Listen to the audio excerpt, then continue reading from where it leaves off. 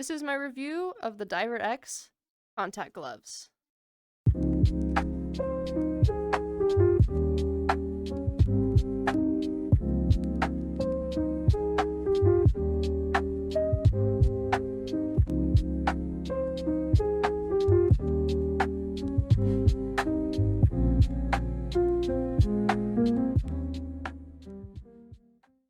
I've had my contact glove 2 with the Magnetra 2 controller for about 2 weeks now.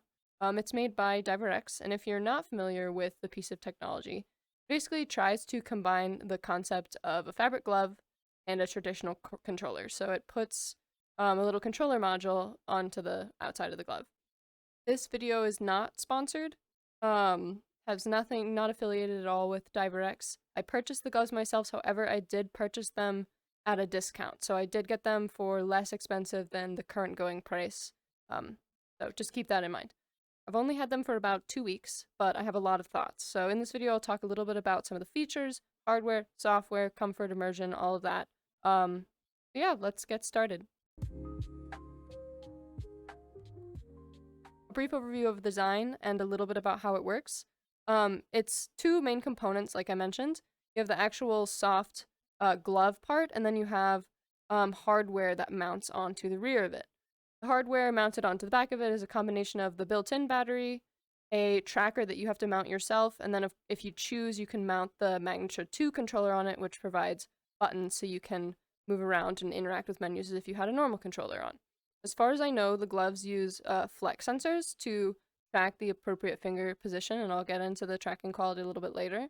The glove fabric actually surprised me a little bit because on the website it looks almost like pleather or like a little motorcycle glove, but in reality it's kind of more of an athletic fabric on the front and inside, and then the back outside is kind of a vinyl adjacent material. It's nice because I can like wipe it down if I need to, and I don't want to wash the whole glove.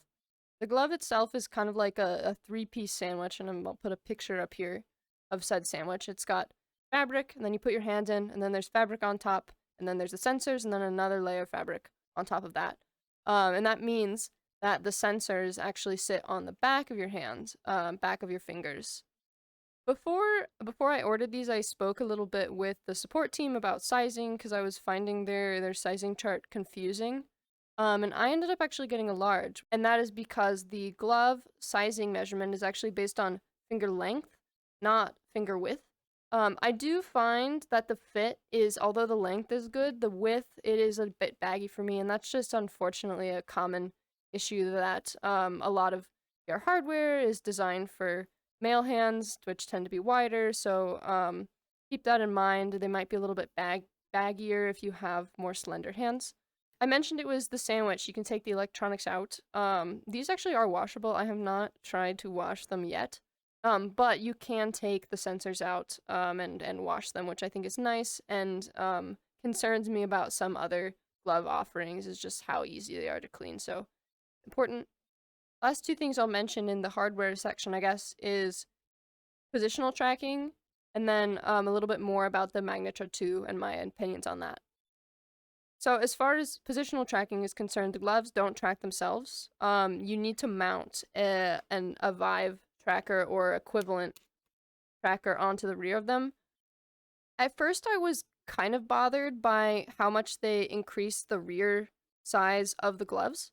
But it's really just a trade-off, right? With the index controllers, which I used previously to this, they added a lot of volume around the whole outside.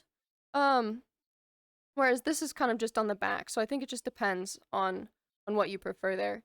That being said, because they don't have that all-around tracking ring like the index controllers do, they are a little bit more susceptible to occlusion, the kind of occlusion you might see on like body trackers, because you know it's the same thing. It's just Vive trackers on the back of your hands, or Tundra trackers, or Vive Ultimates or equivalent.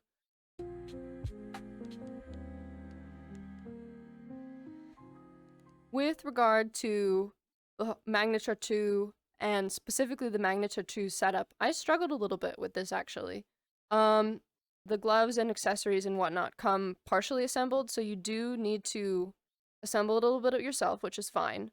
what I followed the instructions, and the summary of what I had to do was take everything out of the box, fine.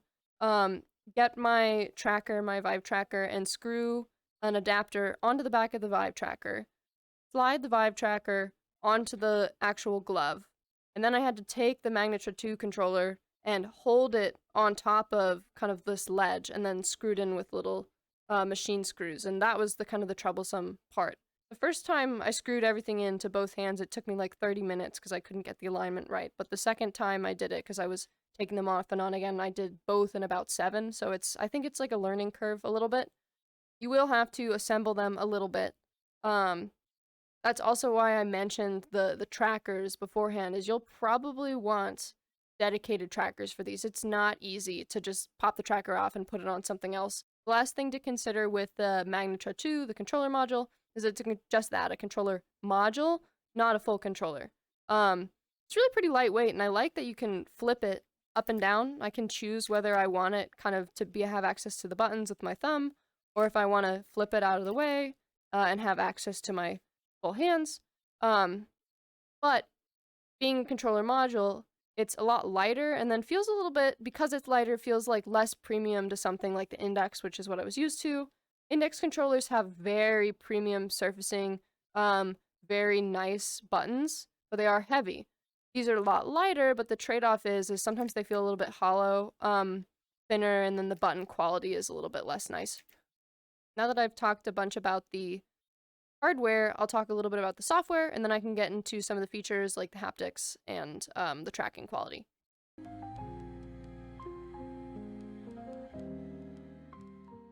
So I'll say this at the start. The DiverX diving station software is some of the best VR companion software I've used, period. When I plug the dongle in, followed the pairing instructions, literally just turned these on, it worked immediately. Did not have any issues whatsoever, which is rare. Usually there's a lot of troubleshooting. I come from like Vive facial tracking software, which I had to restart probably 15 times today to get it working. So the fact that this just worked out of the box was like a stellar experience. It felt very premium. I can also tell that the people who built this software use VR. And I can tell that because there's not nested menus. I can click all of the options while I'm on desktop or while I'm in VR very easily. The calibration process is nice. And then on top of all that, their documentation is phenomenal. It's available in English and Japanese, and then they have some videos as well to help you with the setup process. But they're very thorough. The only feedback I have for the software, I guess, is sometimes the calibration process can feel a little bit fast. In fact, it's fast enough, but there's an option to make it even faster if you want.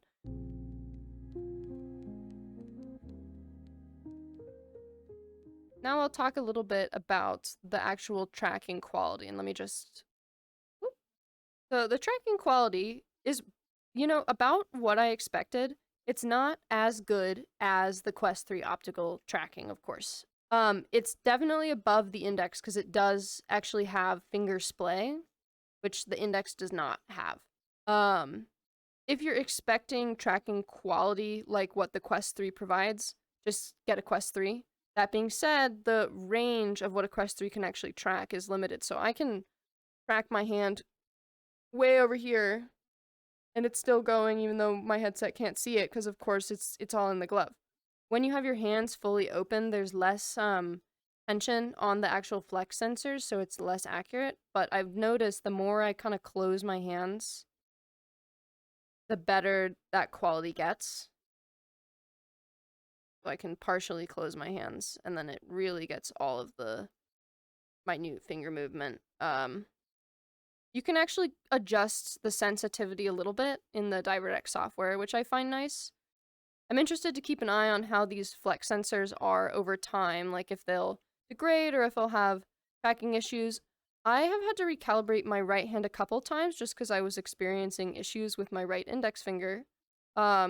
But my left hand, I've only had to calibrate once and have not had to recalibrate yet. But I'm interested to see how long that lasts.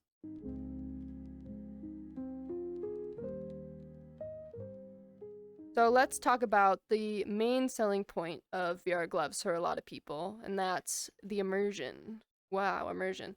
Besides, like, the obvious fact of, oh, you're not holding a controller. These actually have haptics on them. They don't have finger haptics. They have one haptic motor, and it's on the back.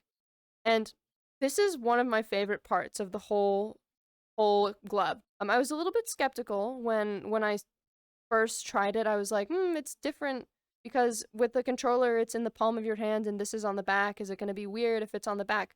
But I actually find them more immersive because it's like your whole hand is vibrating. And also because you're not holding anything, you can do stuff like this. You can rub your hands on your arms. You can rub your hands together, clap. I can't stop touching my like head and face. Honestly, that's it's very weird to be able to just put your hands like wherever you want with no sort of restriction. I mean, honestly, you can do push-ups with them. I'm not gonna do push-ups right now. I don't think I'm supposed to recommend you do push-ups, but you can do push-ups or put your hands flat on the ground. The other thing is I'm a 3D artist, and a lot of times when you're making stuff for VR, you want to make a quick edit and then push the change, look at it in VR. So I'm between VR and my keyboard mouse a lot. And it's so nice to not have to slide my index controllers on my wrist or set them on the table. I can just straight up type on the keyboard or use the mouse with no issues.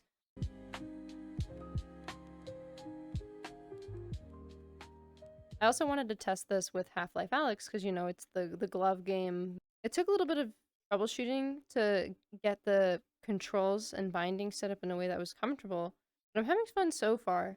So what I've done is I've made it so my right hand with the gun uses the actual physical trigger on the magnetra too.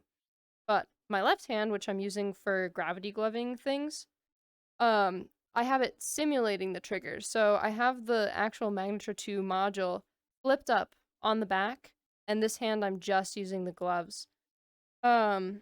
I'm enjoying that the weight of the gloves is mostly on the backside, and then of course the Russells, it's on the backside as well.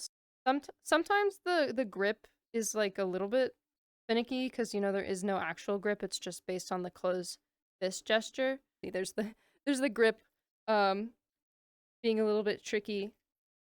I think the coolest thing out of everything is being able to like grab the handles pretty freely. The gunplay as well feels pretty good. I'm liking like being able to reload and everything without having anything in my hand. It's pretty cool. It's just trying to do a lot of actions in quick succession without, you know, full-on controllers can be a little bit tough. I would say that if your primary use for VR is gaming, I would not recommend these. But if you're like a casual gamer and you like social VR, then definitely.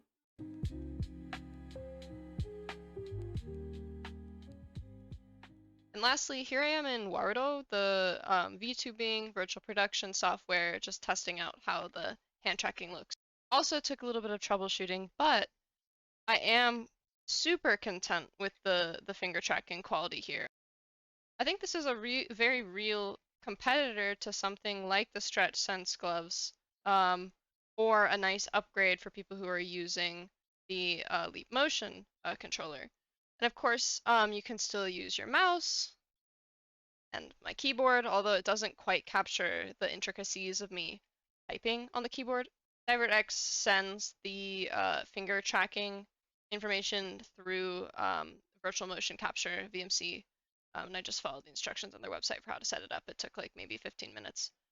You'll have to forgive me because I'm only using the gloves and a head tracker, but I don't have any face tracking going, so it's a little bit scary looking.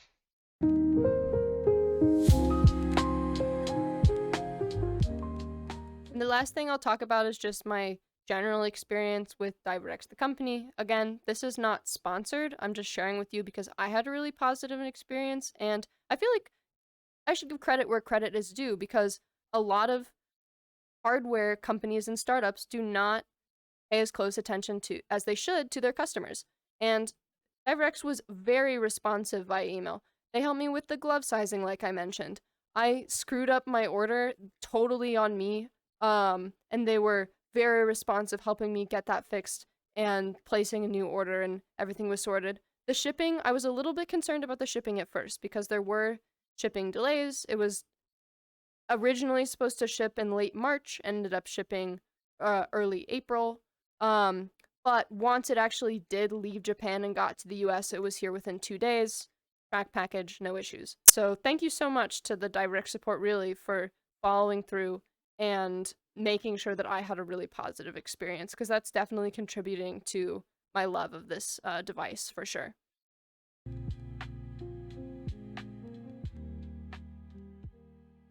The DiverX gloves are super comfortable, super lightweight, and I particularly like the haptic feedback and how my hands don't get sweaty while I'm using them.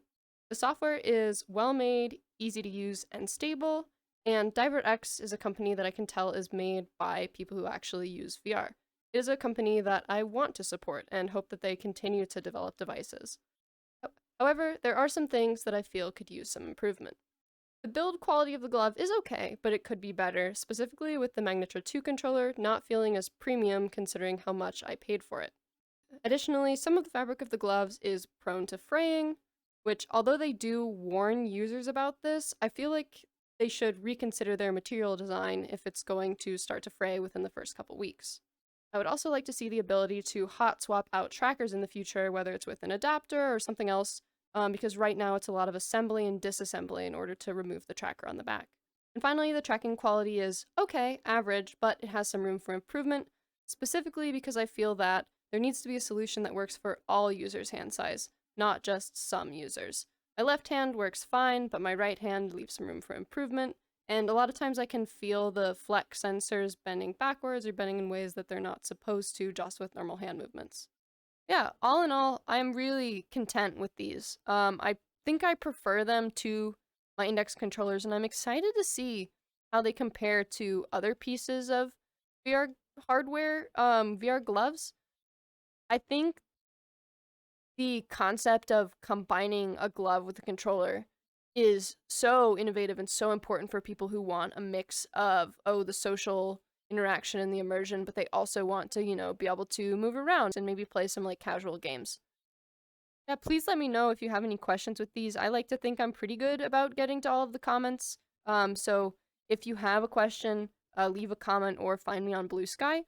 And also I'd be interested to know if you want to see more hardware reviews. I've never done something like this before, and I know it's a bit non-traditional because I don't have any real life footage in this. So thank you so much for watching the whole video. I hope you found it informative. I had a lot of fun making it. If you like hearing me talk, check out my other videos. I teach you how to make all sorts of 3D art, avatar work, Blender, whatever. And I will hopefully see you back here in future videos. Thank you!